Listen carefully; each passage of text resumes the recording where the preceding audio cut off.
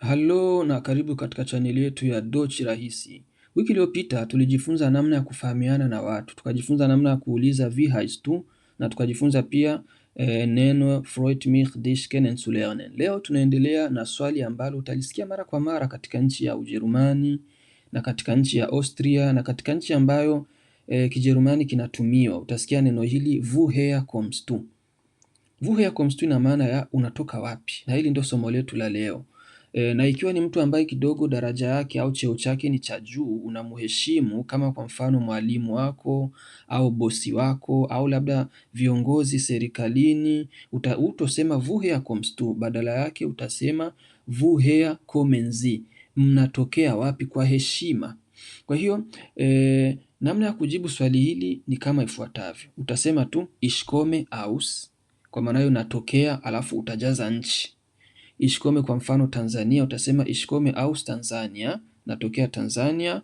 Au kama unatokea Austria utasema ich komme aus Österreich. Na kama unatokea Ufaransa utasema ich komme aus Frankreich. Kama unatokea Uganda utasema ich komme aus Uganda. Kama unatokea Ujerumani utasema ich komme aus Deutschland. Na kama unatokea Kenya kwa mfano utasema ich komme aus Kenya. Kwa hiyo utasema ich komme aus, utajaza jina la nchi ambayo unayotoka. Kwa hiyo hapa kuna baadhi ya nchi nyingi hazina article, lakini kuna nchi ambazo ziko na article der, die, das. Hizi namna ya kujibu, nataka nikuelekeze hapa namna ya kujibu. Kwa mfano Die Demokratische Republik Congo, hii manake ni the Democratic Republic of Congo kwa Kiingereza au kwa Kifaransa la République Démocratique du Congo. Hii D ni article, ndio tunasema la République la. Alafu kwa Kiingereza wanasema the Democratic Republic of Congo.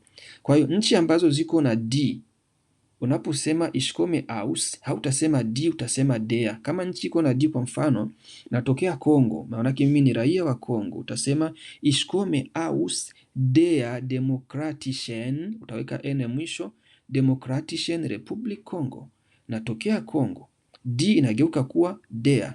Nikupe mfano wa nchi zingine kama tatu hivi zenye ziko na D. Die Schweiz manake ni Uswizi, Swiss. Die Turkai manake ni Uturuki. Die Ukraine manake ni Ukraine.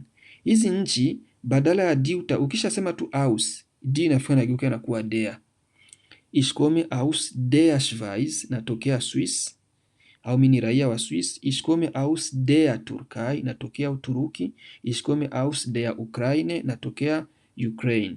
Kwa hiyo D inageuka kuwa der, lakini kuna baadhi ya nchi ambazo ziko na der.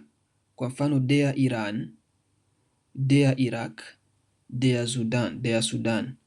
Hizi nchi ziko na der, ukisema tu aus, baada ya aus inafika na kuja der, inafika na badilika inakuwa dem. Ich komme aus dem Iran, natokea Iran. Ich komme aus dem Iraq, natokea Iraq. Au ich komme aus dem Sudan, natokea Sudan. Kwa hiyo kwa kifupi tu, ili uweze kuelewa, nchi nyingi hazina article. Kama haina article unasema tu aus, unafika unataja nchi. Ikiwa nchi iko na article D, baada ya aus ile D inageuka kuwa der. Na ikiwa nchi iko na der, baada ya aus ile der inageuka kuwa dem. Nadhani mpaka hapo utakuwa umenielewa. Kwa hiyo kama subscribe katika channel yetu, na kwa heri mpaka tena mara nyingine wiki ijayo. Asante sana.